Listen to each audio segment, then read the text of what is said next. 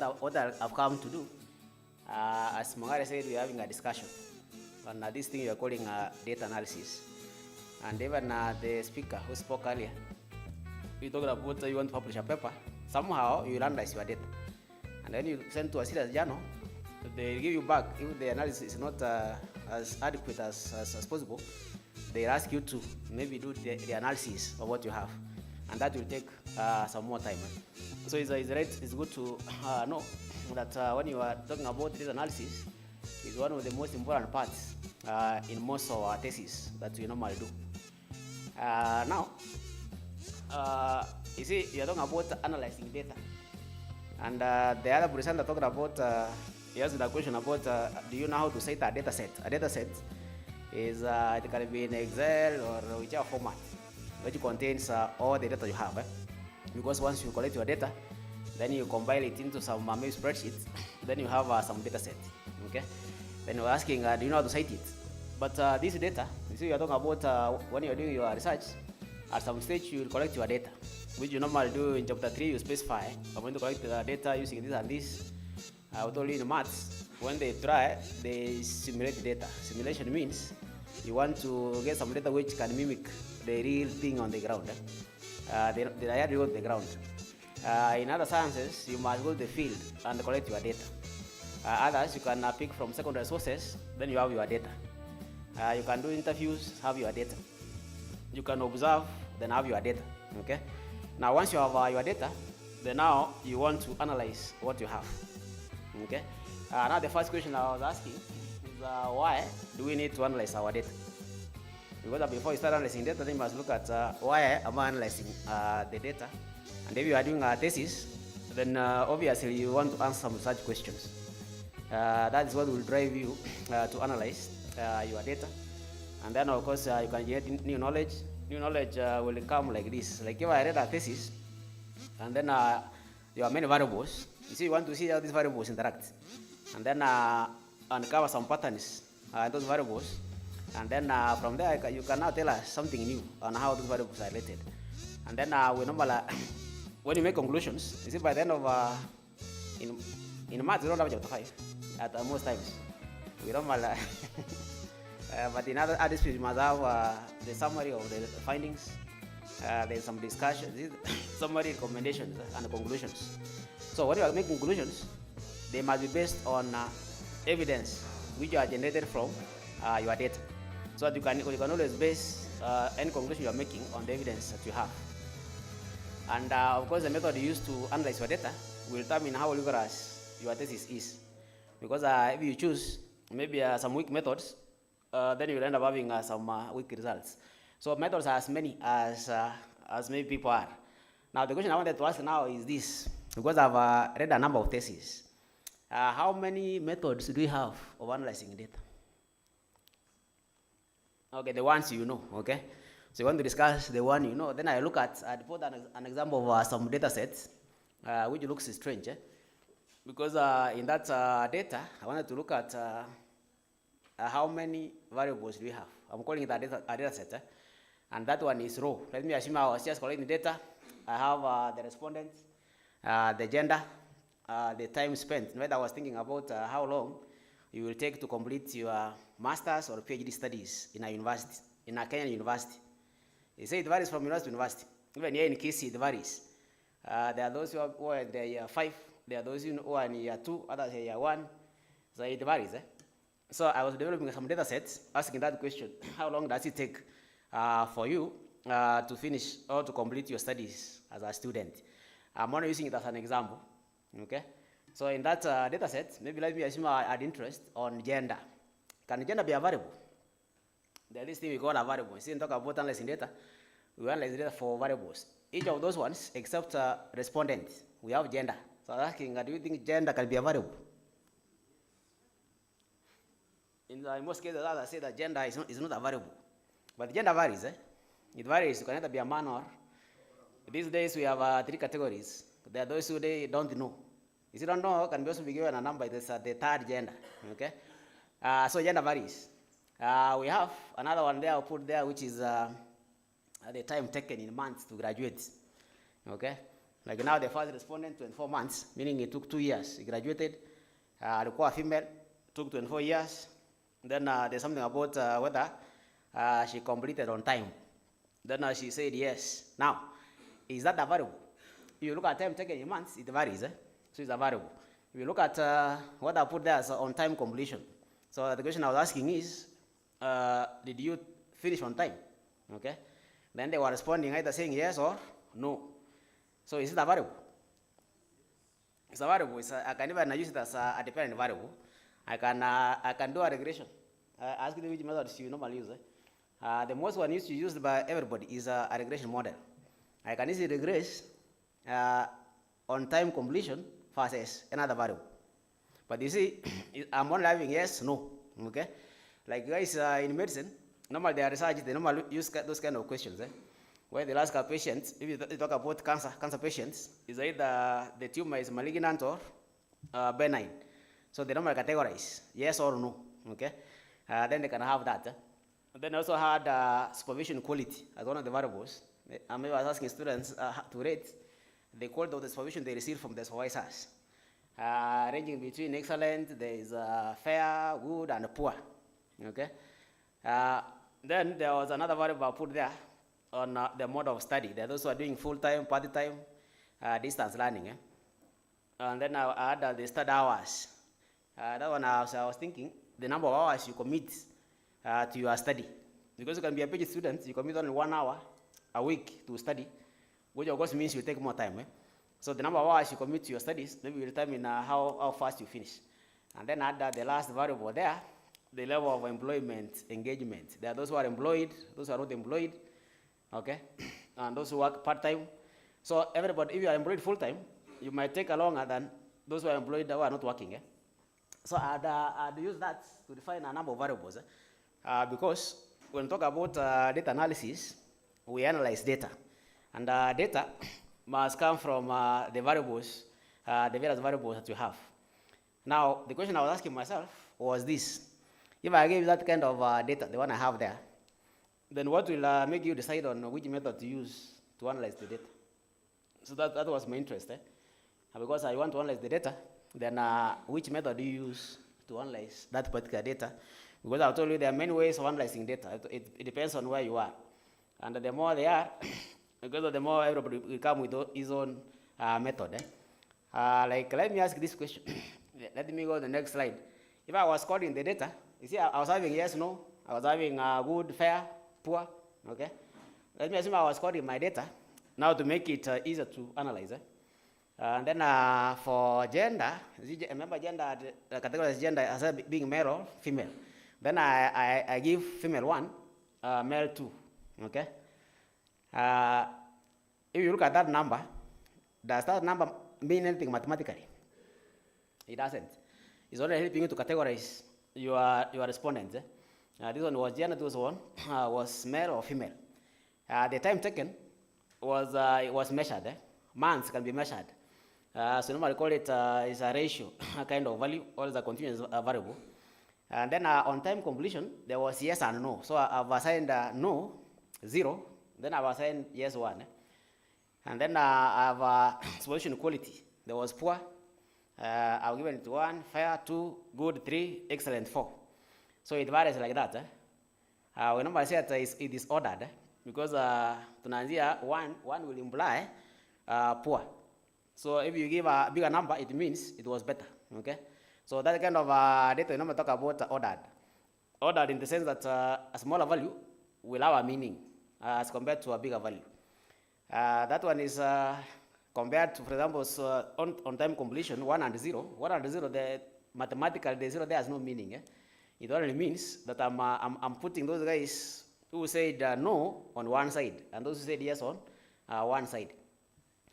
And so on. So I've put my data like that. Because what I'm saying is, whenever you collect the data which is can be measured, you ask a question, do you know ABCD? Yes, no. So you can still assign numbers to that.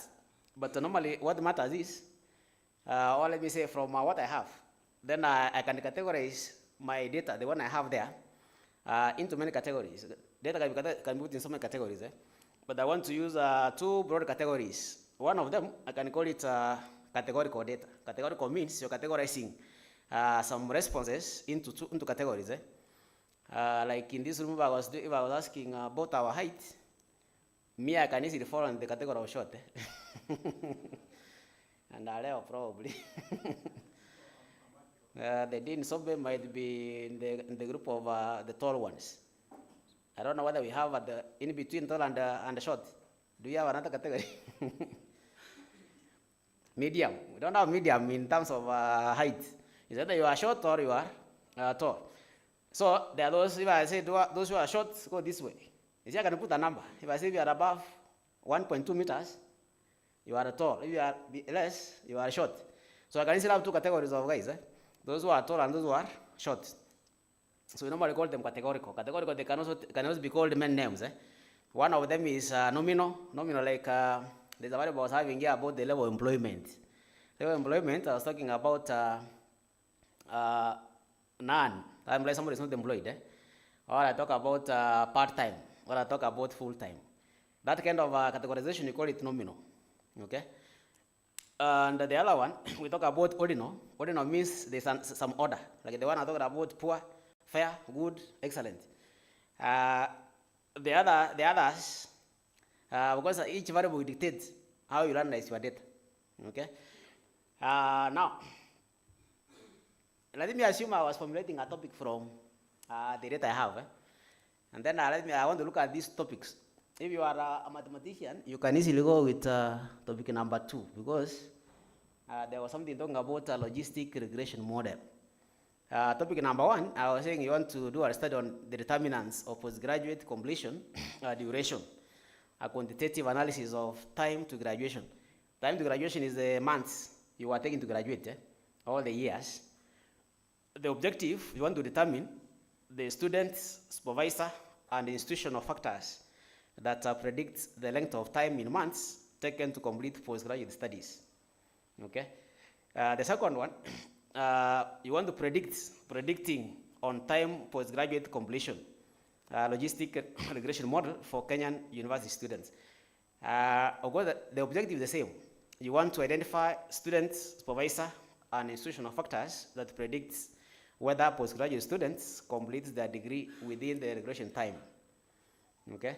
Now, if you look at those topics, you see, both of them we want to determine or identify the student-related factors, or the supervisor-related factors, or the university factors, which will maybe make somebody graduate on time, or take a shorter time.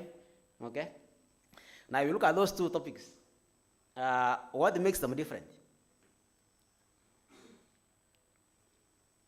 I'll look at the objectives. So what makes the objectives different? Because both of them have the student, supervisor, and institutional factors that predict completion. Both of them is completion. But the first one, we are looking at the length of time you take to graduate in terms of months, which was one of our variables. The other one, you are looking at how long somebody takes in terms of whether they complete on time or not. Okay? So what makes those two topics different is, or the objective different, is the response. Because in this case, we have what they call a response. And the response is what makes a difference, the response variable. We call the response variable. Others call it, is it independent or dependent, brother? A response variable, is it dependent or independent? The response variable. Is it independent or dependent? See, it depends on, it responds to how the others change. That's why we call it the response variable. Or it depends on the other variables. So we call that dependent variable. So what makes those two different are not the student factors or the institutional factors or the other factors. What makes it different is the response variable or the dependent variable. The way it has been, see, I said when you collect your data, the way you design maybe your questionnaire will give you some responses. And somewhere you'll be having some response variable. So in that case now, what brings the difference between those two is the response variable. Now, in one of them, the response is categorical. And the other one, the response is continuous. So can I analyze them the same way? That's now the question I wanted to ask. Can we analyze them the same way? Because one of the mistakes we normally make, if you go through most theses, people will assign 0 and 1, and they still fit a normal regression model. Okay? And because they'll go to a defense and pass. And they'll be very convincing because because now you will say when I was regressing this, or if I assign 1 and 2, ni 0, because 0 multiply na kupatia 0. If I assign 1 and 2, the same thing. Then I'll go and do my regression, then I'll have my result and I will present. Okay? I've seen studies where somebody, for example, uses a scale and then collects the data. Let me assume the scale was, I normally see this one is strongly disagree, and then they go to, they go to disagree, then they go to neutral, then they go to agree, then strongly agree. How far is strongly agree from agree? You are talking about the distance between agree and strongly, strongly agree. So normally that kind of data, you cannot, even the 0 there is not mathematical. So some people can assign numbers. You ask a question, one question, then you assign numbers 1, 2, 3, 4, 5. Then that now becomes your dependent variable, and then you are now maybe regressing against other variables. Of course, you'll have results, which are of course wrong statistically, but you represent. And so many people have gone that way, having wrong results. So now, what will determine the method that you use? Now, I think that the outcome variable is what dictates the analysis that you want to do. Okay? Predictors are secondary. They can fit anywhere. Any model you want to fit, you can fit them anywhere.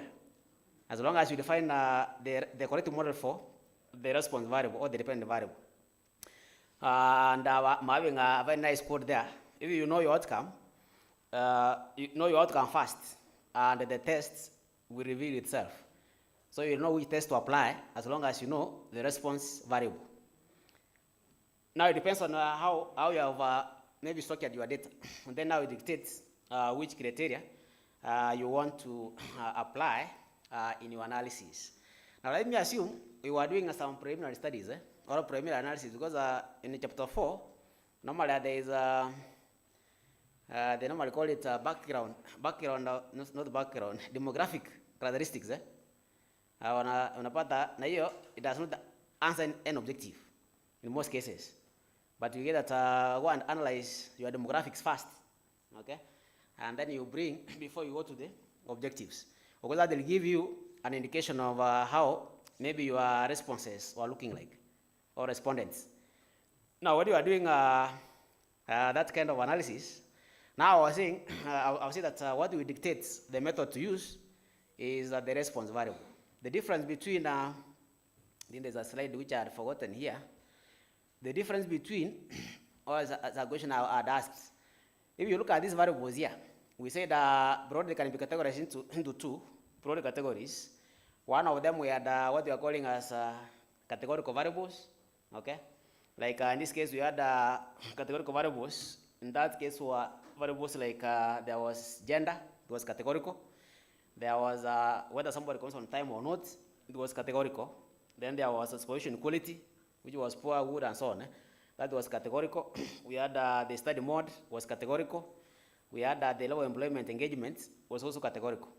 Okay, so the others we can easily classify them as ratio or scale variables. A ratio variable is a variable in which 0 has a meaning. So if I, for example, I talk about the time taken in months, then I put 0, it means that person never started. That's what it means. Or yesterday when we were here, some guy from Masai was giving an opinion from there. He was very angry that an MCA oriented na shule, but by now he has masters. Na yeye bado agosita dia. So he was worried that huyu jamaa kwa vile anasema me I graduated, I've now finished my master's degree. So he was now to contest. Na yeye agotadia bado. Okay? So now, of course, the time there will make sense. The study hours, the hours somebody committed to study, is also a ratio kind of variable, or a continuous variable, okay? Because it has meaning. Now, if you look at that, now I was trying to look at if you want to do some preliminary analysis, which you normally call as demographics. And demographics, it depends if you are doing a master's degree, then you are doing demographics, then you can report things like the number of frequencies. Let me call it frequency. If you are having a categorical variable, you can talk about the frequency count. So you'll count how many said yes and how many said no. So you'll say maybe 20 said no, 30 said yes, or you can give percentages. You talk about the other variables, you can always give some descriptors like percentages, frequency counts, and so on. Now, if you are doing a PhD, we talk about the rigor of what you are doing, because to show that they are doing something rigorous a bit, then I can recommend that once you are doing your demographics, then you can try to understand your demographics better. Okay. For example, if I was looking at gender, like now gender, then I look at, for example, time to completion. Okay. Then I can ask myself, is there an association between the time somebody takes to complete and the gender? Okay. At the primary levels. Then we normally do what we normally call as cross tabulations. Cross tabulations, you normally compare two variables at the same time. I can look at, for example, how somebody was rating their supervisor versus the gender. Okay. Maybe I might find out there's an association between that rating and the gender. You see, I'm going an extra mile to try and understand the variables, the way they're interacting, before we come and apply them in the main model. Okay. So normally when you're doing a cross tabulation, we normally, when you're using SPSS, it's very simple because you go to descriptives, you get cross tabulations. Then you will now put your two variables, and then it will give you a table. On one side, you'll have one of the variables, another one you have the other variable. So they'll compare. For example, it will give you a table like this one theoretically. For example, if I was looking at gender and the rating, it can give me how many males rated their supervisors as poor. Okay. And how many maybe females rated them as poor, or how many males rated them as excellent, and so on. And then the extra thing it does, it normally gives you some chi-square. It does a chi-square test. A chi-square test, it tests for the association between gender and the rating. Okay. Now let me look at this. If somebody was analyzing data, so in one person akaangalia gender, akasema 20% were male, 30% were female. Mwingine akaenda an extra mile, akasema of these 20% who were male, 90% rated the supervisors as poor. Okay. This one has done more better because now you have some understanding of, you can ask yourself, why are we having these many male who are rated supervisors as poor? Okay. And now you can point out the way these variables are shifted. That one we call it going an extra mile, because when you're analyzing data, it's better to go an extra mile to try and understand your variables before you engage into advanced analysis. And one of the ways you can do that is by using what they're calling as the descriptives, and you do cross tabulations. Because for all the categorical variables, if you want to look at the way they are shifted, then you can use a chi-square test. A chi-square normally applies to categorical variables. Now, because like now where we had our yes, no, like time to completion, on completion, then gender, I can do a cross tabulation. Now, what if I'm having more than 3 categories? Is it like the first one I'm having a binary response, where you have 2 responses, yes or no, or whichever, as long as there are 2, or the one I said if you are short or tall, that's binary, because binary means there are only 2 options. Now, in that case, what is binary? Later on, you look at, you can also have more categories. Like, let me assume I was taking this thing of the rating of a supervisor as my response variable. Okay? And there were 4 levels of rating. They were rating them as poor, there was fair, good, and excellent. So there are 4 categories. So in that case, that kind of rating, for example, it was ordered. I'm very ordered. Because if I give 1 to poor, it means something. Because once I see 1, I know this one was rated poorly. If I see 4, then I know this is excellent. Then we call it ordinal. I'm looking at that number, the last row, where we have ordinal data, where you have many categories. When you have 2, is binary. If there are more, then we can either be nominal or ordinal, but with more variables. And then I was saying that you can also do the frequency distribution for all the scales. Like now I can know the percentage of supervisors who are rated poor. I can know how many were rated fair, how many were rated, and so on. Then you can also use the chi-square and cross tabulations, and so on. I told you the difference between nominal and ordinal is ordinal is ordered, nominal there's no order. Okay, like I talked about maybe the work, how somebody works. It doesn't matter whether it's part-time, full-time, or you don't have a job. So you can talk about if I give a 0, it means who works more than the other one, but it stands for a particular value. Now, if you are doing for ratio or scale variables, and then you are doing, and this now applies to guys like Langats who in agriculture, where they normally compare means. Like now I had the time taken in months to someone to complete. So when you talk about ratio data takes many shapes. It's not one, and you normally violate this rule because you normally assume data is data. Data is not data. It depends on how it looks like.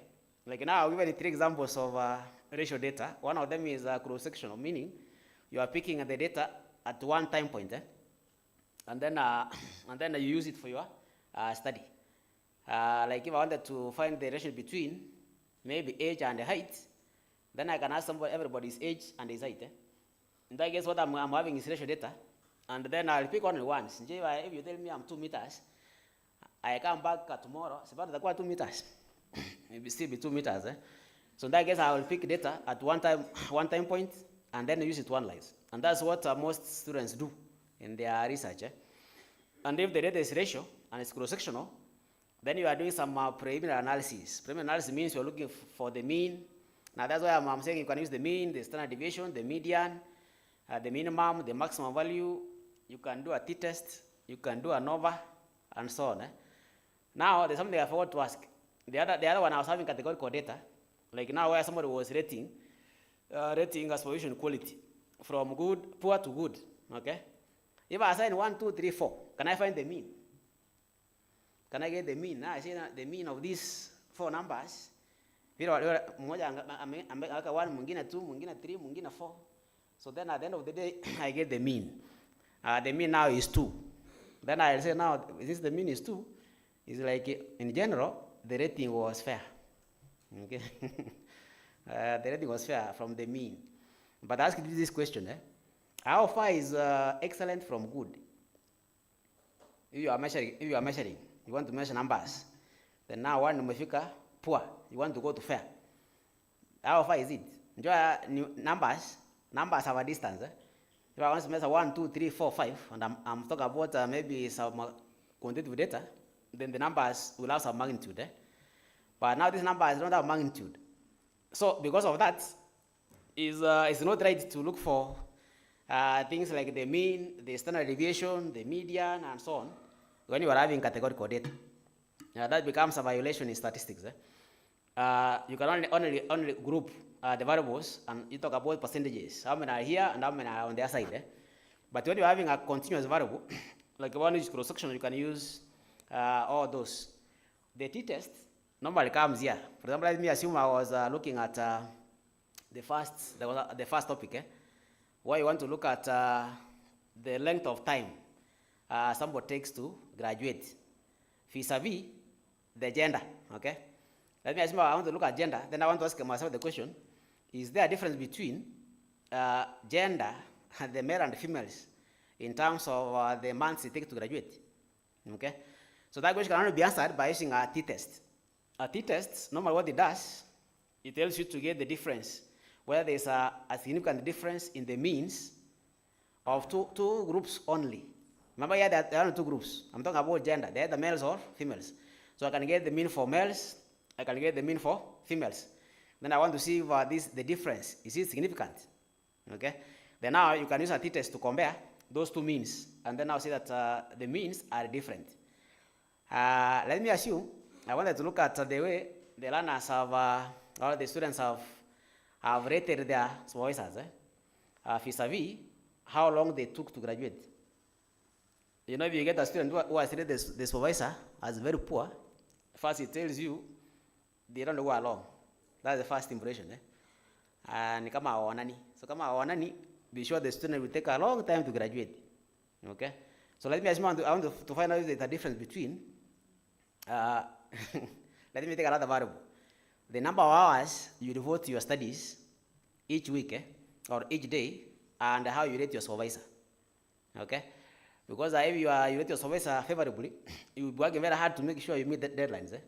If you rate him poorly or her, you will never see the supervisors. You want to see maybe once in a while when they are signing. Normally the students who bring a document, sign. And normally we are good people.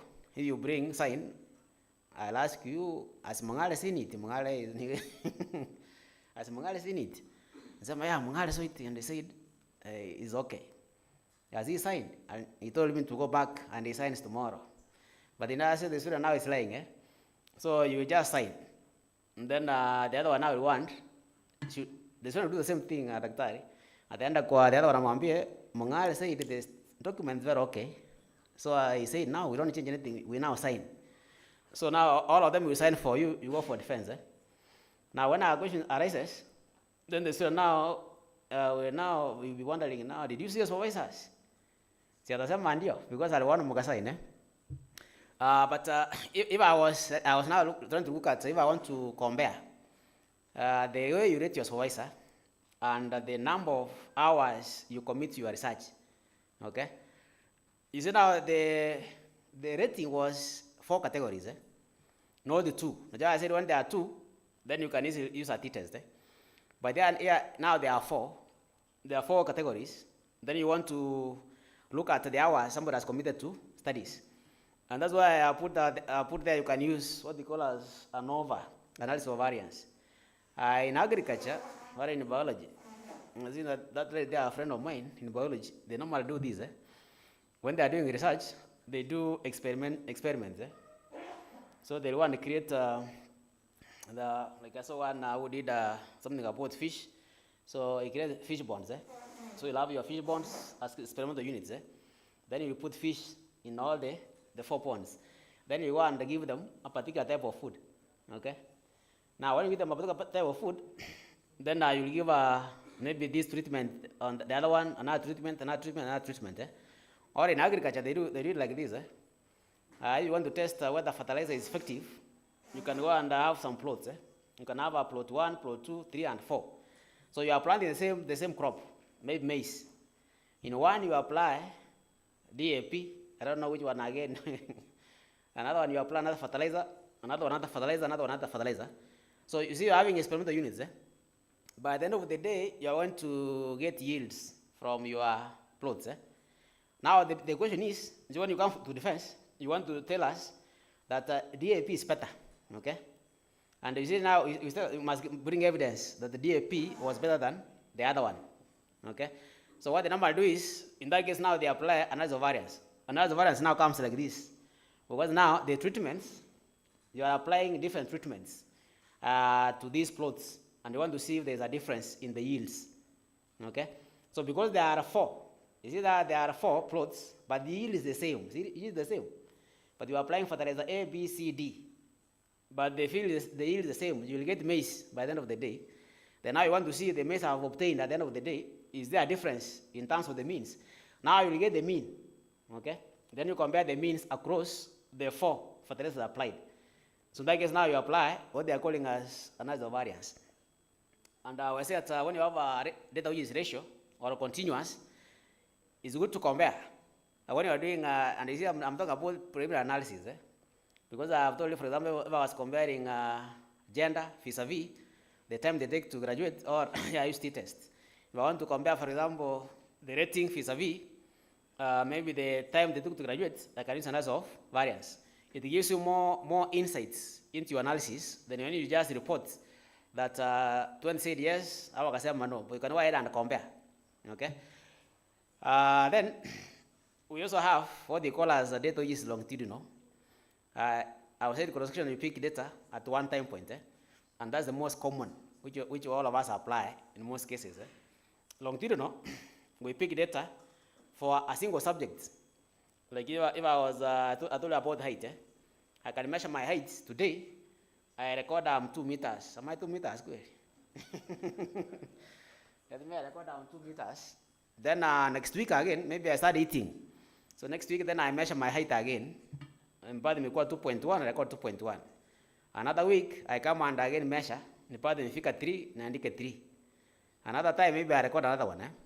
So you see now, for the same person, now me, I'm having 4 observations. Then I do the same for Areva. I do for the same for Daktari, the Dean, Kilamutu. So you see, I'll be having one individual, I'm having 4 observations for each. And this one normally applies in business, because if you are doing research in finance, like a doctor is in finance, and then you go to the stock exchange. In the stock exchange, you see prices of shares change every day. So I can have the price today, the price tomorrow, the price another day. Maybe for all week I can have 5 recordings. And then I call it Safaricom shares. These were their prices. I go to another company, I have the same. Another company, the same. Another company, the same. So that kind of data is longitudinal, because for each individual study units, you are collecting more than one observation. Okay? I've read theses where after somebody doing all that, then he goes ahead and applies a regression analysis. And then he assumes that those values on a span now downwards. In analysis, we normally say that you I write the subject number 1, I write the values across, and so on. So if I'm measuring profitability, I also have 4 values. Profit this year, profit next year, and the other year, and the 4th year. Okay? So the way I'm going to analyze that kind of data cannot fit into a regression model, which you normally apply, because we have many ways of analyzing it. There are other methods you can apply to analyze that. But the Mongali is, if I come to a defense and I'm doing a nice regression, I will impress very, very much. But something is missing in that analysis. Because you normally assume that if you pick data for a single subject, maybe 5 times, these values you have, they are normally related. We normally say they are correlated. And we normally talk about intra-class correlation, which defines how they are rated. And that's why methods have been developed to analyze that kind of data, which you look at later. But if you are doing a preliminary analysis, we have descriptives. You can use descriptives over time. You can use repeated measures, and so on. And then we have time series. Time series data is not the same as cross-sectional data or longitudinal data. Okay? Time series, you are taking only maybe, if I'm taking Safaricom shares, my interest is to look at how it has changed maybe the next 30 years. So I'll be having data for Safaricom, then recorded all throughout the period. That now becomes time series. And the way we analyze time series data is different. Because in time series, what matters is the trend. How is it moving? Okay? In longitudinal data, what matters is how are these values I'm picking between an individual related. And how, after that relationship, how they now influence the other variable. Now I was saying that the golden rule, when you are doing a preliminary analysis, preliminary means try to make it deeper. Because if you look at most cases, Mongolia people number reports that 20% were male, female. Age, kuna variable ya age. 60% were less than 20 years, 30% were this, over 60 they were 2. And then they go to another variable. But they don't interrogate how these variables are associated. So I was recommending that when you are doing a preliminary analysis, try to go deeper. Like most of you are doing PhD to bring out some associations before you can take the variables to the next level. So you are seeing that when you talk about bivarialization, is talk about you can use a chi-square, a t-test, and over. That you are saying is only when you see that these variables have a post-visualization, then you can take them to advanced analysis. Because now you are carrying something which will give you some results. Do you know you can go analyze your results, and then you realize all your variables don't have a significant influence. All of them. And then normally students choose the shortcut. The shortcut is simple. You go over the p-values and change them to 0. You read 0.00. They change all of them. And one time I was looking at some theses, because when you are doing a regression, there is the estimate, is the standard error, then there is a t-value somewhere, then the p-value. You know that t-value, Dean will tell you whether this is significant or not. So a student will want to change and put 0, but the t-value is 0.5, the t-value. The t-value, if you put less than 1.96, definitely the p-value will be more than 0.05. But now some students now forget and change only one side. Now ingine, they normally do this. If I take the estimate divided by the standard error, I'll get the t-value. So somebody can go there and change the t-value. And now say t-value nifanye ikue hata 10. So naweka hapo yenye ilikuwa 1.2 and I ikue 11.2. Okay? Again, now if you are keen, ukiangalia, if I divide this and this, that's to give you 11.2. But they don't mind. So normally it's good when you have those kind of values. It's good to look at your data. Maybe the problem is the data you have. It's what's giving you the wrong results. Or your data is too small, it can give you very wrong results. So the best thing to do is to go back, add more data. Or in maths, we don't go back to the field. We normally do what they call as bootstrapping. Bootstrapping means you generate some new data which mimics the one you have. So now generate 5,000 or similar ones. With having the same mean, the same standard deviation, everything is the same. Now it becomes bigger. Now if you apply it in your regression, now you can have better results. But now you must also indicate that you applied bootstrapping, because you are now generating some synthetic data which is not the real one. Okay? But it's allowed. In maths, you normally apply bootstrapping. When your sample is small, you can apply that. Then run some several simulations, generate some new data, then you apply that. Now, I was saying now, when you are analyzing data, now you are doing, let me call it the advanced analysis. Now you have done your preliminaries, now you want to, this is now where you answer your objectives. And now what it defines, the method used to analyze data is the response variable. Like now, I'll give an example. If I was having for a category of outcome, can I only use a regression model? Then we have said no, because it can't work. Like now, if you are having, and this is now where we have issues. If you go to most of our departments here and schools, everybody will talk about a regression model. Everybody, okay? As if there's only one regression which exists. The regression models are very many, okay? I'm only giving you an example of some few regression models. Like if I was using 2 levels of categorization, I'm now saying you can also use a categorical variable. I did MBA Dean here before I went to do maths. And I graduated, then I went to do another master's in maths. And one of the things I was told in the defense, I had not seen Mongada there at that time, is that this variable of yours, you cannot use it for regression. My defense variable was categorical, okay? And I insisted that this one equals out. Till I went to see Musonyango. Musonyango here. Musonyango told me, no, but the good thing, I want to see him in his house. He told me now, there's a book here, show me where this one is written. A book by Kotari. So the Okinyi brought it. Okinyi that time will go and I think so. Then the good thing, the page I opened, it was talking about the same thing. Then I told him, I say, now what I'm doing is here. So I can be okay. What was your name again? I told him my name. Go and continue what you are doing. And that's how I graduated within 2 years. In a class of 46, I think graduated only 2 people at that time. Because at that time, somebody was assuming that a categorical variable cannot be used as a dependent variable. And that's why from the table, I recommend that, like now when you have a binary response, where you have 2 variables only, you can use a logistic regression. We normally call that binary logistic regression. Okay? It normally uses what they call as the logit. Logit is the log of the odds.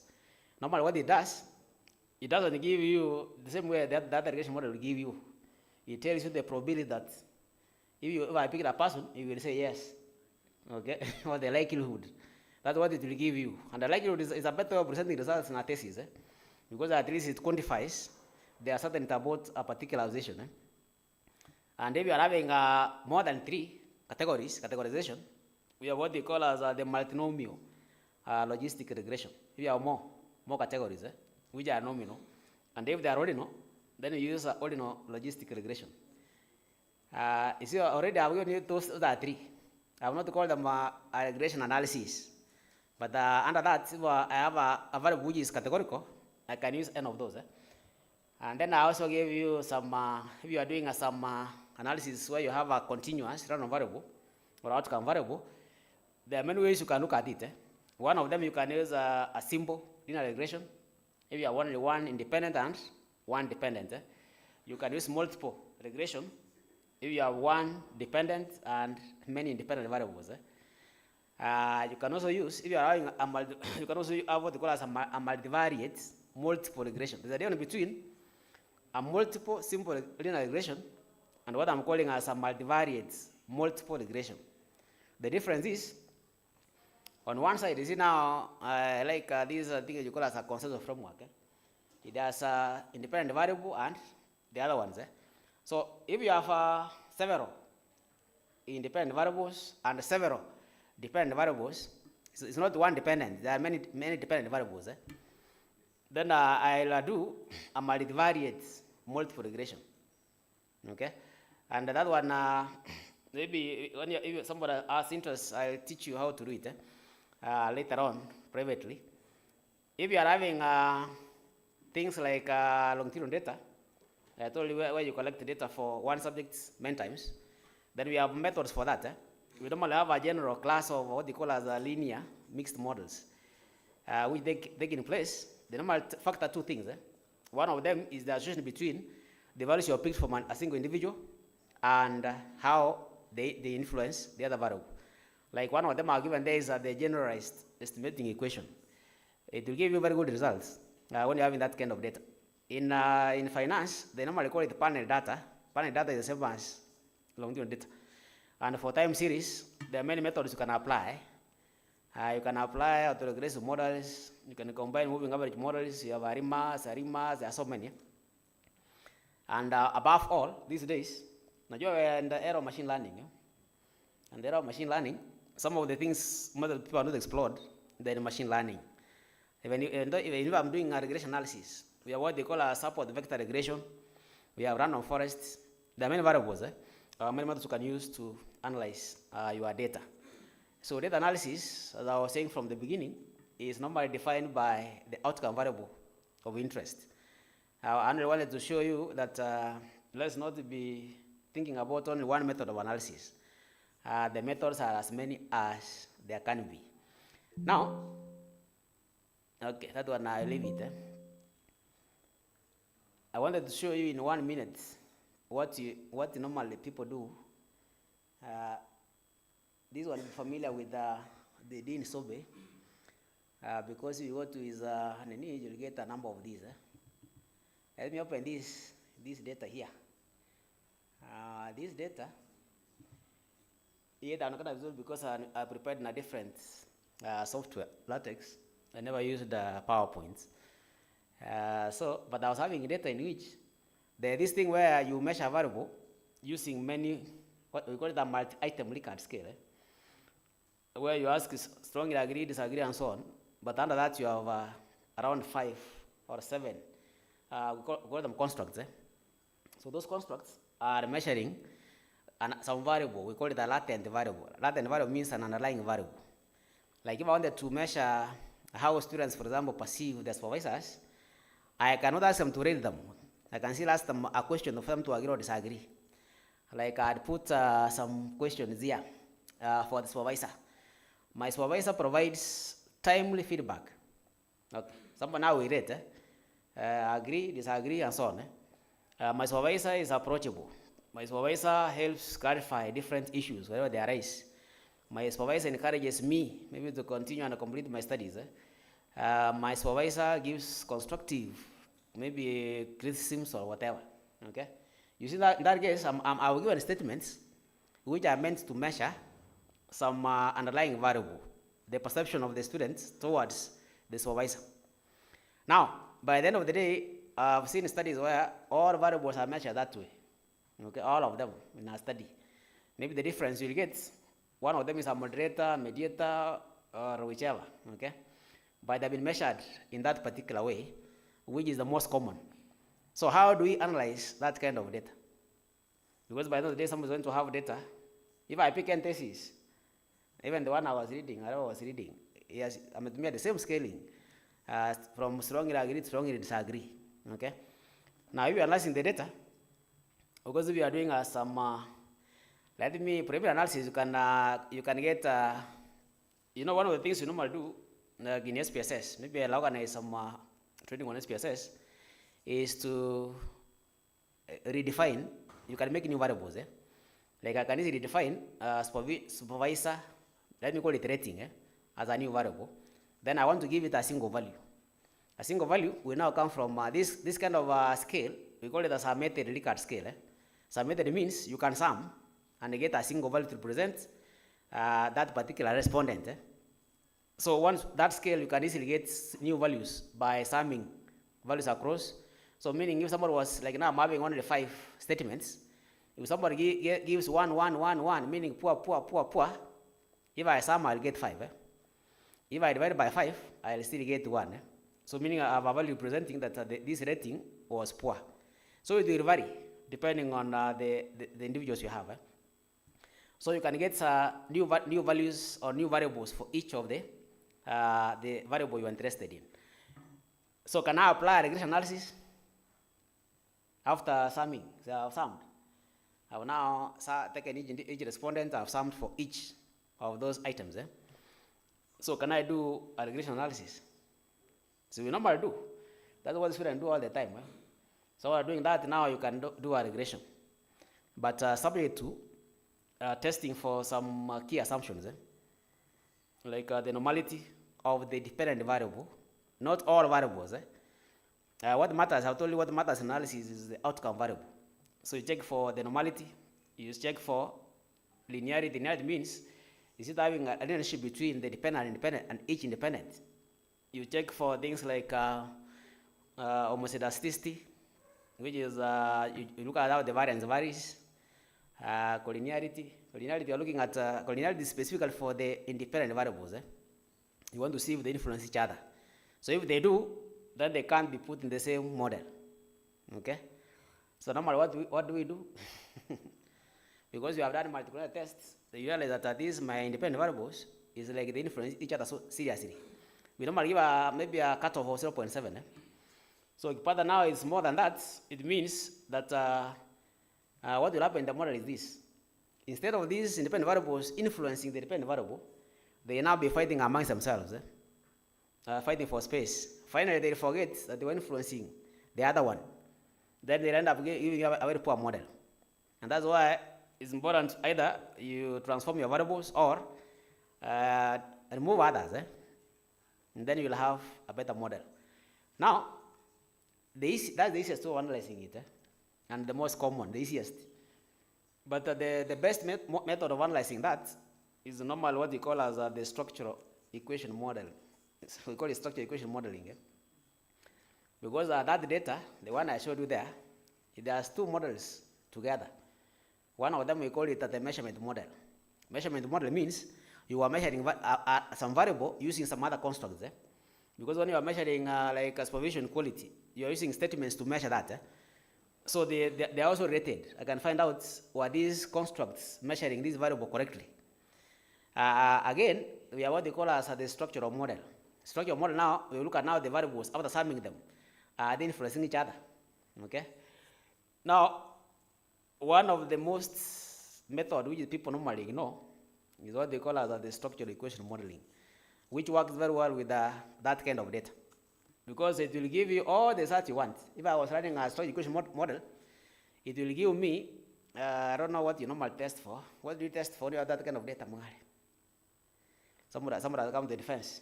Yes, that kind of data, yes, added. What do you expect to see in that analysis? Yeah, before he reaches there, lazima mwambie kuwa now want to do confirmatory factor analysis. Get the factor loadings. Tell us if these variables were working well with this. test for these assumptions. I don't know. Now, the store education modeling will give you all those results within one single run. Because it will give you results, you just click, it will give you all those factor loadings. You will click, it will give you the direct effects. You will click somewhere, it will give you the indirect effects. So if you are doing moderation, it will give you the moderation effect. So it gives you more advanced analysis and better results and more reliable than when you're using the normal regression model. So I was only indicating, I picked that one because that's the most common that most students apply in their thesis, whether master's or PhD in most schools. And in this case, that's what the questionnaire contains. If I pick a questionnaire in education, I cannot miss that. Okay, questionnaire in software, I can't miss that. And it's better to use, maybe at the master's level, you can use a regression model. At the PhD level, it's better to advance kidogo and try to use methods like the structured equation modeling to give you better insights into what you are doing. I think I've tried to open up your minds that we don't have a single method of analyzing data. And that was my objective, to show that methods are many. So depending on what the outcome variable, you can choose methods. And the methods can give you better results than the one we normally apply all the time. So thank you for listening to me.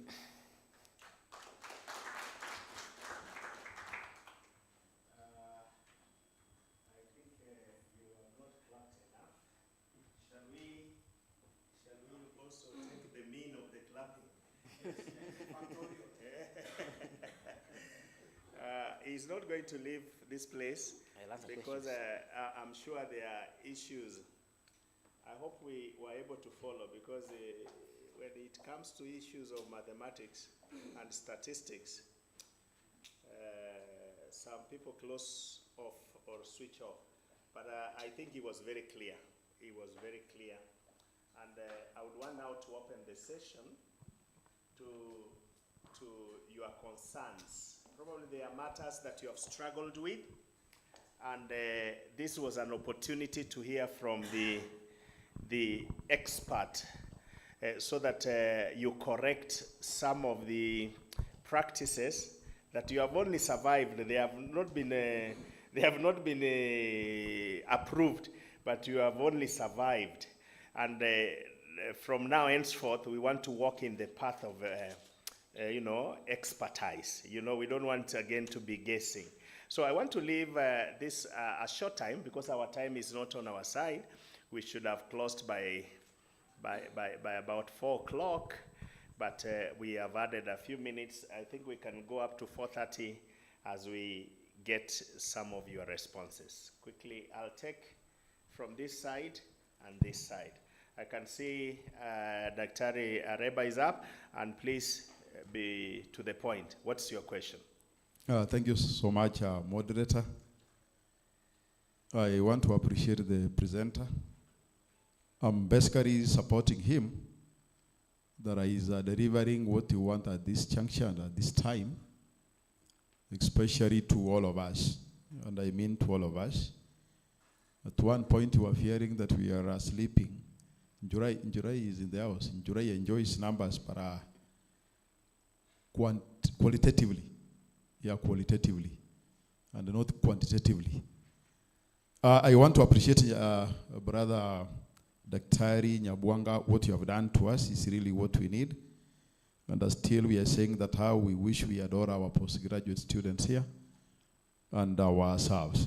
Now, I wanted to say I've been very busy making notes because somebody informed me that when you are learning, even when you know, there is a very clear connection between writing and how you have to memorize what you hear. It becomes a very good practice. What I've been writing is what I know. Is what I know. But again, I've found it to be very insightful. I only wanted to say that what he has presented here, in education, we categorize into 3. That I want to agree, as I said here, before you analyze your data, we want to know the nature of your data. And if you go far, what are your objectives? Very important. And that is where most of us, we miss the point. What is the type of data do you want from the field?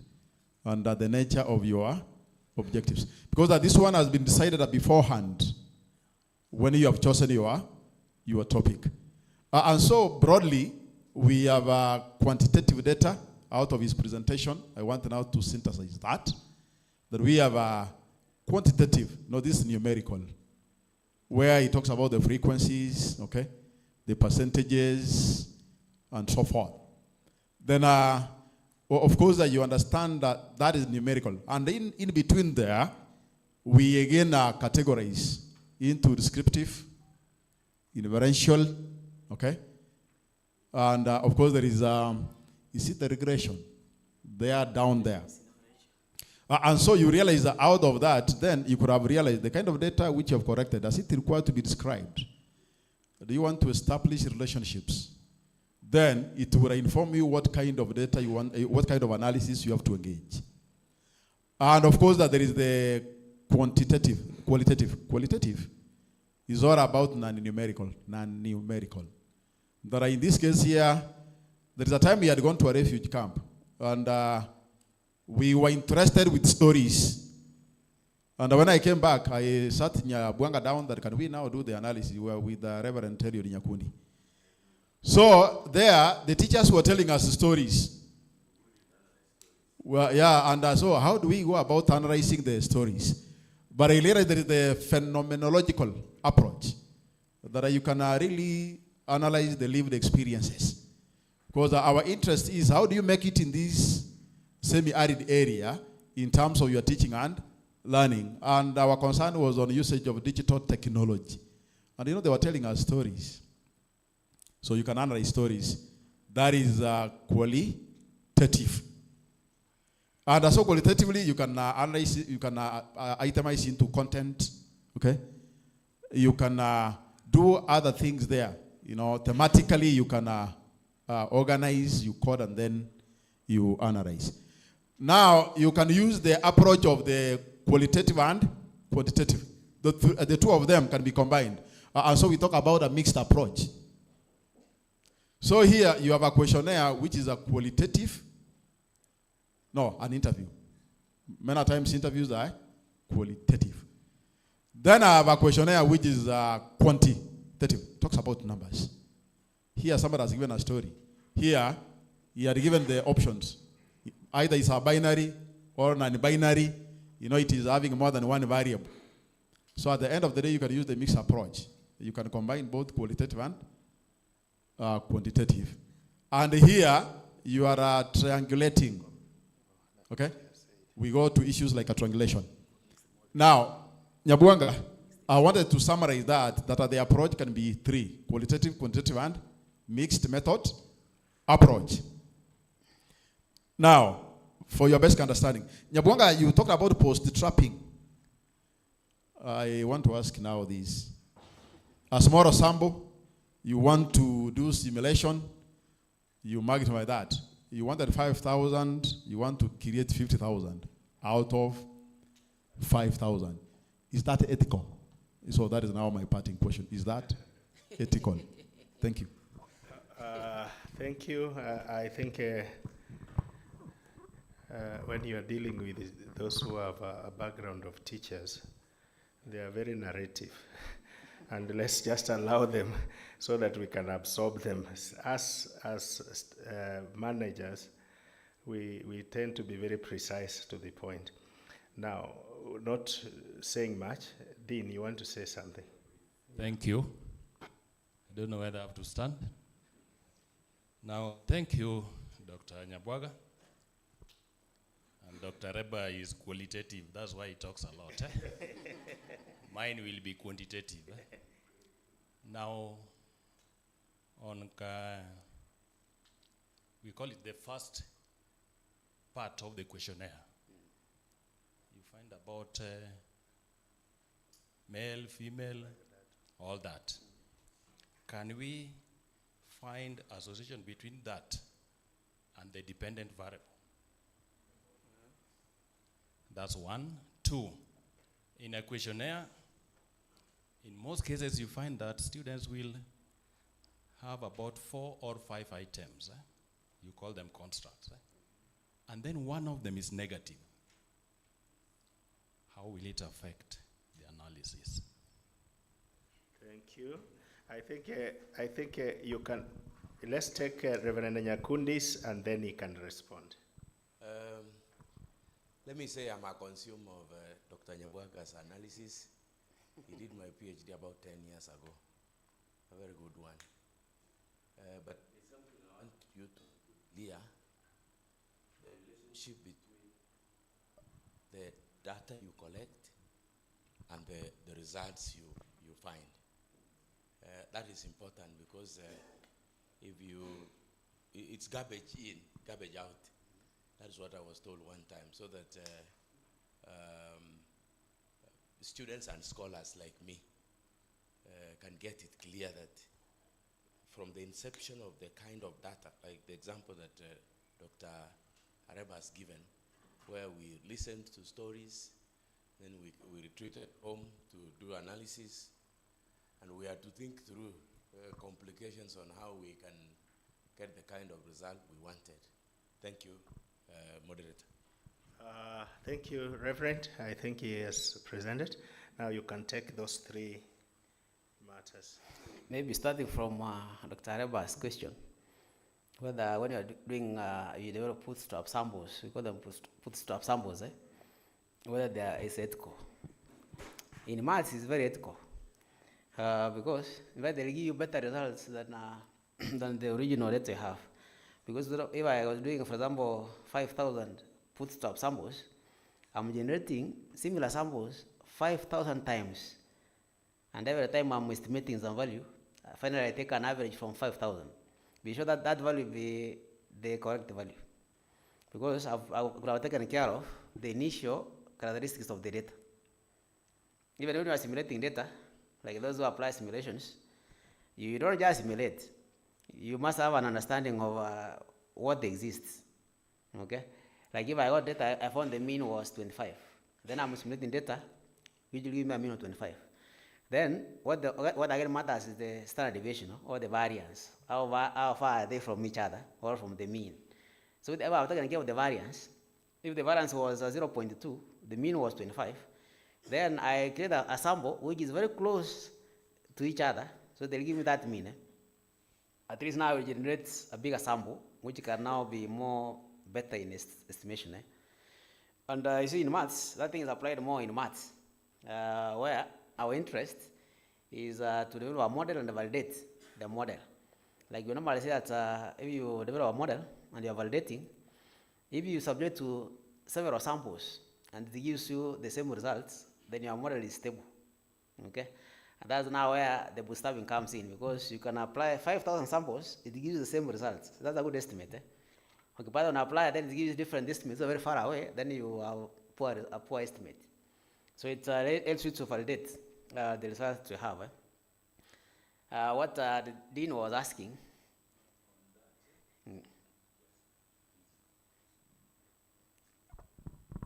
Dr. Reba, I say it is very ethical.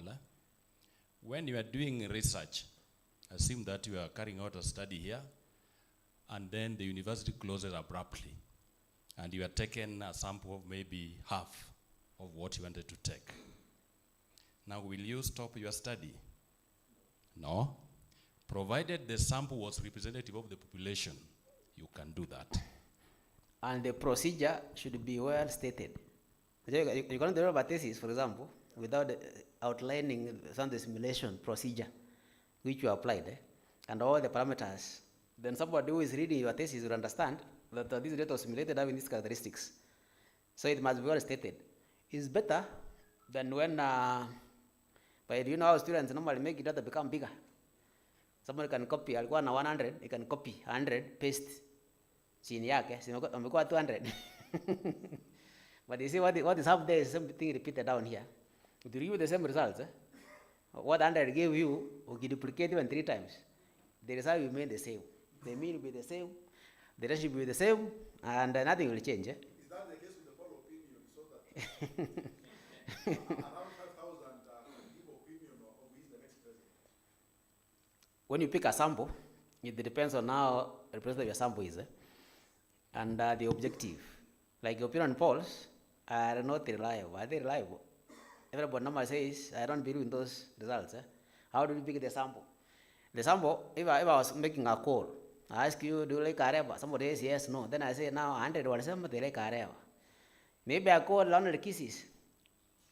And so there must be some element of bias. And that's why when you are deciding a good opinion poll, maybe you can do it for maybe every constituency, at least you'll have some sample represented. On what the dean was asking, there were two questions. One of them is if you are doing the multi-item scale, then I said, negative, when you are doing factor loadings, you can't get negative values. But you will get negative in the sense that it is less than the threshold value. For example, you get one of the statements is giving you a factor loading of 0.2. Okay? Of course, it will affect how well these constructs measure the variable underlying, the one you are interested in. And because finally what it will do, it will have to affect how it relates to the other variables because of that weak element. And that's why normally it's recommended, you are given threshold, the T value is less 0.5, then you just drop it, because it is not doing what it's supposed to do. It's supposed to maybe assist in measuring that variable, but now it's doing the negative. So you remove it to strengthen this one is remaining. When you get a better measure than when you include it.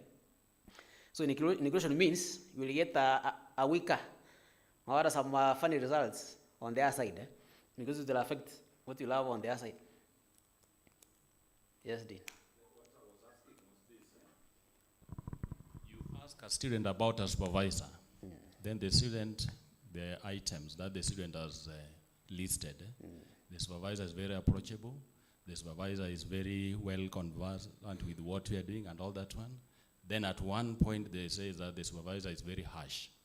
Are you saying that sentence is not in line with the rest? Now, when you are doing a factor analysis, it takes into account all the respondents. There you might be one who said that, another one will say something, another one will say something. So when you are getting the factor loading, it is for all the respondents. Then if you are making a table, then you say this statement is factor loading. So it is taking an average value. If I was doing it, you can't do it on an individual respondent. It's for the 200 respondents who answer that question. So it gives an average value. So that average value is what now measures how well this contributed to. Now you can only be one who was negative, but all the others were positive. So your one will disappear in between there. I think that's okay. And then the other question was? The biodata, can you include them in your analysis? Like what was wrong with me, for example, I could have looked at my model. I wanted to fit the time taken for someone to graduate, okay, in months. I want to fit a normal regression model. Then my first variable equal gender. What is the problem? So we are talking about the dependent variable to be a continuous. It can be continuous or not. It can be continuous or categorical. Dr. Please use the microphone for the sake of online participants. Categorical, that one will be binary, but this one is now continuous. So you are looking at gender, assume that we wanted to know the performance of universities, and then we are looking at the vice chancellors and we find we are male and female. Then we want to see how they perform. Remember, it's the performance of the university.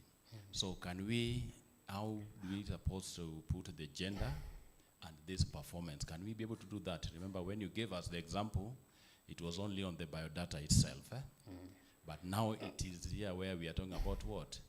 The biodata and the dependent variable, which is continuous.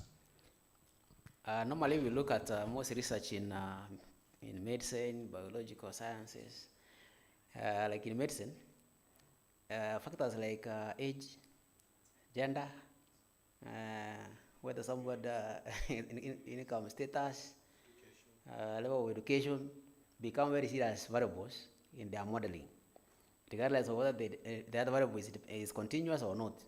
Because in most cases, what influences a particular outcome, like recently I was doing a paper on neonatal mortality.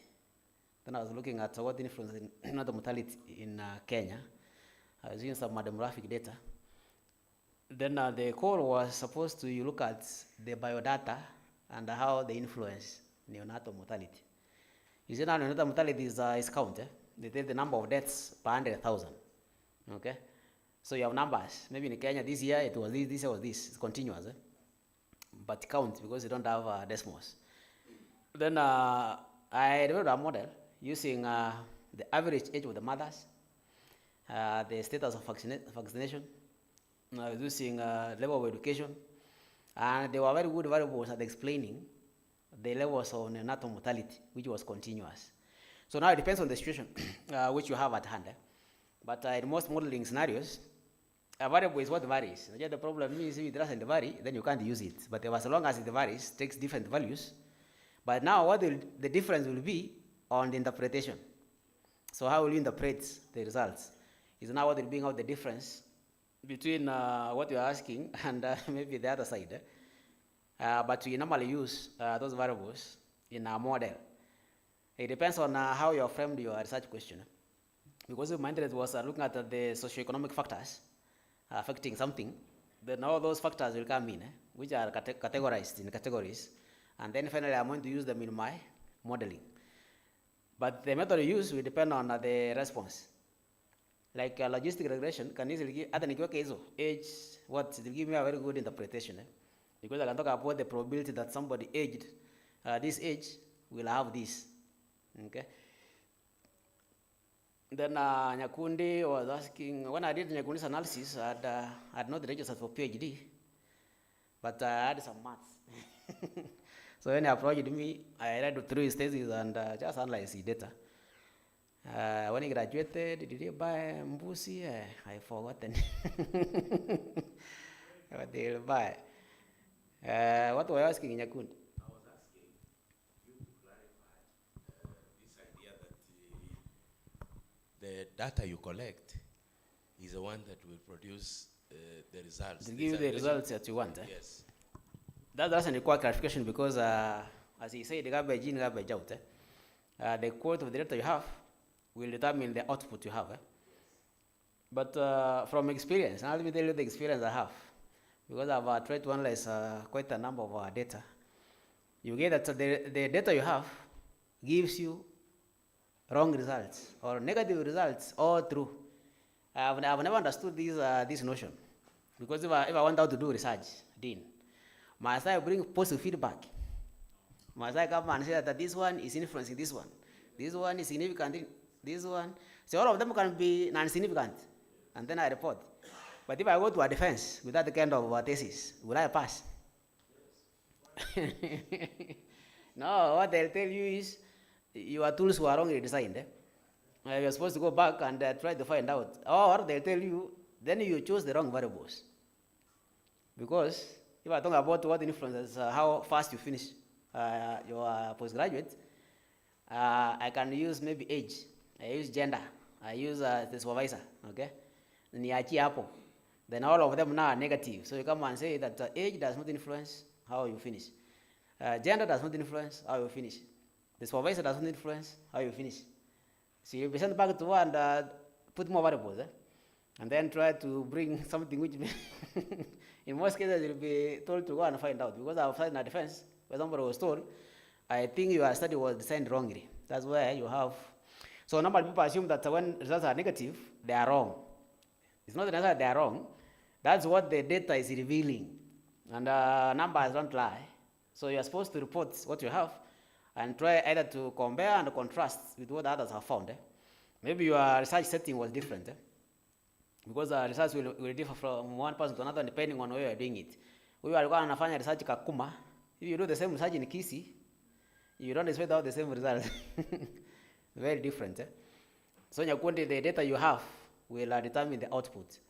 And integrity requires that it reports what you have. That's what your numbers have given you. Don't manipulate numbers to bring you the positive one, which you normally assume that it doesn't end in a taikana. At the negative in a taikana, and there's a better one. I think that's very nice. Let's move to this other side. Any questions? Any matters? All right. It looks like we have done very well.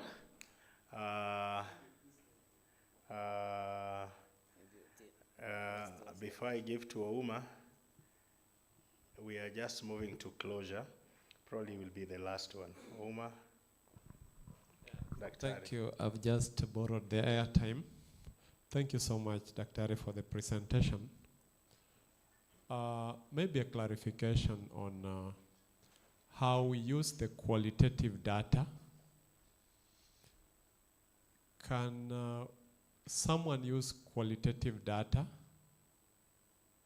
to create the model and use quantitative data to test the model? Two, this may be a comment. We have talked on data giving you wrong results. The problem may not be the data, but what has been going on in the processing of that data. I've seen a student code, strongly agree, 5. Strongly disagree, 1. You reverse. So this is actually a very dangerous area. And during the analysis, you have mixed up variables which ought to be analyzed on a specific scale. So this can actually give you wrong results because you have mixed up your data in the pot. So just figure out what am I going to do and how to process my data. That was a comment. Then the other comment I want to make, if you get your qualitative data, as Dr. Reba was saying, there is a way you can transpose or get this data into a quantitative format for analysis using the thematic approach. You can still get them into figures. They give you the stories, and there are tools. And I think NVivo, I think there's a software that you can take all those stories, just key in the stories. It will do them thematically the way it's supposed to be, and it can help you now analyze them quantitatively. Thank you. Maybe you just answer the one question I asked.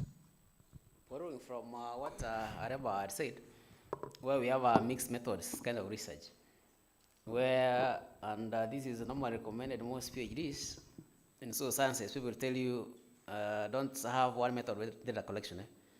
You can use your questionnaires, then use interviews, use observation, and so on. Now, the questionnaire will give you data which you can easily use to establish relationships between variables. Then, qualitative, if I take qualitative the way it is, they are narratives. Even when you put them to NVivo, and then you analyze, you group them into the various themes. And then it will try to show you which was the dominant theme. And that's what you are reporting. Normally, qualitative data or narratives might not cannot be supplemented by quantitative data. And quantitative data is the main data, which will give you the real thing, which the way it is. Because the qualitative data normally, like if somebody was doing research, you will get, for example, on schools here, somebody will use questionnaires, maybe on teachers, then now says, the principals are busy, let me interview all the directors of education, let me go and interview them. So you are asking about class attendance. The detail will tell you, do you attend classes, or numbers you attended, it will give you 10. Ukienda kwa director, in your area, do students attend classes? Then he will tell you, they fairly attend classes. Okay. You see, now you will take that is statement. They fairly attend classes. So when you do your analysis, you can get some quantitative figure. Okay. Then now you can now say that the average you got from here is supported by the statement by majority of the education officers who also gave a similar opinion. What are opinions? Even though you allocate them numbers, like now if I want to give a statement, the qualitative data is the most difficult to analyze. Maybe you're not keen unless you put it in NVivo, then it again pulls the themes, then try to allocate numbers. It becomes very difficult to analyze. But by the end of the day, again, you use it to support the quantitative results. Because now whatever the quantitative results are saying, should mirror what the qualitative stories are saying. Okay, not the other way around. I cannot analyze the story, then now come say that the numbers also supported that one. The numbers will come first, because numbers are, in fact, you can use numbers to establish relationships. If I was doing a regression, I cannot do a regression on qualitative data. If I never give them numbers, still, I can only give them numbers to try to see which is the key theme, or which was the key thing these guys were talking about.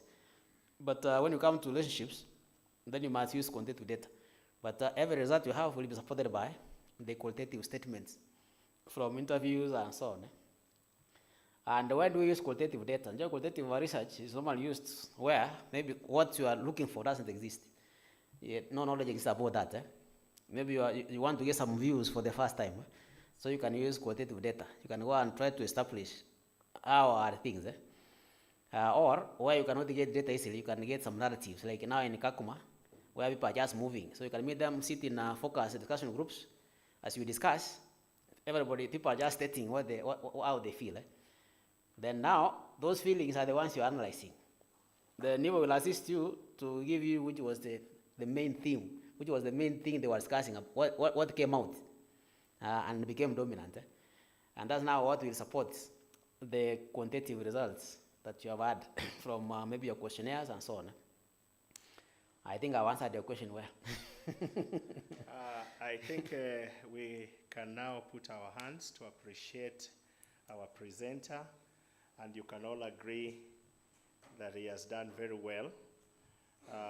If time was going to allow, he would have even gone further, even to give more examples, so that we can be able to internalize and appreciate how these things work. But in the Department of Maths, we give free consultation. Free, if you have a problem, you want to design for you something, you are analyzing it, you come there, we'll assist you to design that for free, so that you can get the right data, do the right analysis, and then have a good thesis, and of course finally have a good publication, as Omar was saying. Thank you very much. Let us do a 5 factorial, because it looks like his matter has been very weighty. We want to do the 5 one. 1, 2, 3, go.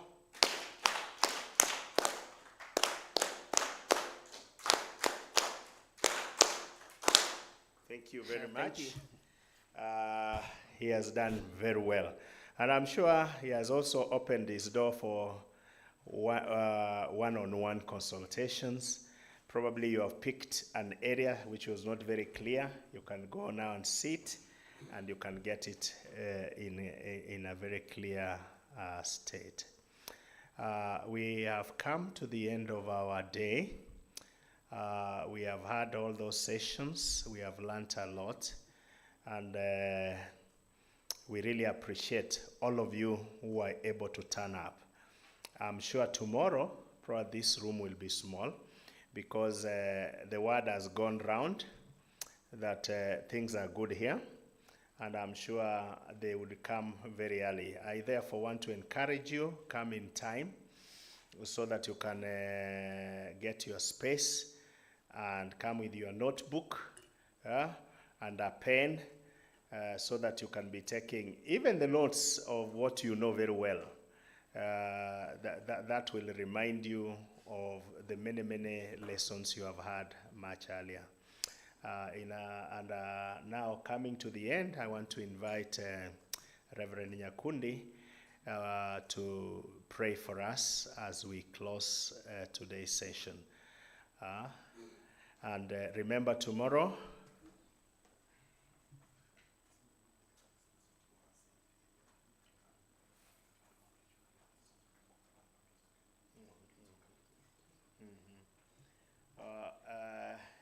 further information is that one of the presenters tomorrow, who is coming tomorrow, is saying if you have a paper you would want to publish, you would want to be a co-author with you, please come with that, and you will be able to share with him or her, and then see your way forward in terms of that publication.